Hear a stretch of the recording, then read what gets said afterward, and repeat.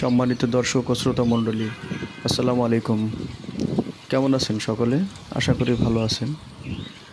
তো অনেক দিন পরে নতুন একটা পাখির সম্পর্কে কিছুটা বলার চেষ্টা করছি, আশা করি ভালো লাগবে। পাখিটির নাম নীলকণ্ঠ, যা ইংরেজিতে ইন্ডিয়ান রোলার নামে পরিচিত। ভারতীয় উপমহাদেশের অন্যতম সুন্দর এবং সুপরিচিত একটি পাখি।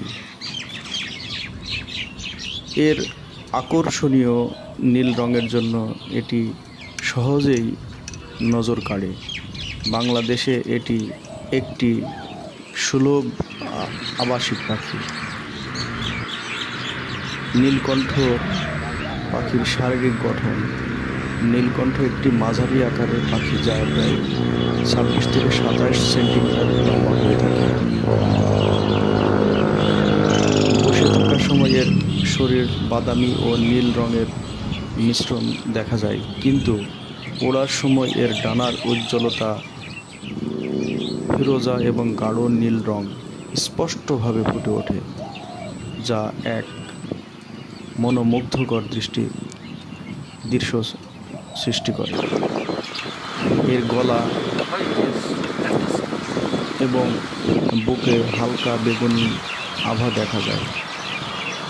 মাথা বড় এবং ঠোঁট বেশ বলিষ্ঠ হয়। নীলকণ্ঠ পাখির বাসস্থান ও বিচরণ।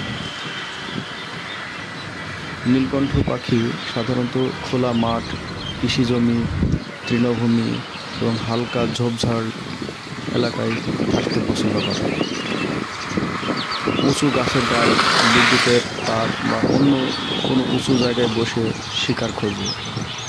বাংলাদেশ, ভারত সহ দক্ষিণ এশিয়ার বিভিন্ন দেশে এদের আনাগোনা দেখা যায়।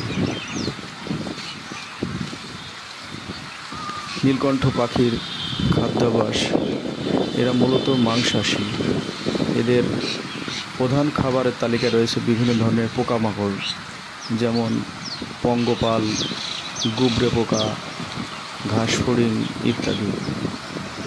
এছাড়া এরা ছোট সরীসৃপ, ব্যাঙ এবং কখনো কখনো ছোট ইঁদুরও শিকার করে। শিকার ধরার জন্য এরা উঁচু জায়গা থেকে দ্রুত ঝাঁপিয়ে পড়ে। ফসলের ক্ষতিকর পোকা খেয়ে এরা কৃষকের উপকার করে বলে এদের কৃষক বন্ধু পাখিও নামে বেশি পরিচিত।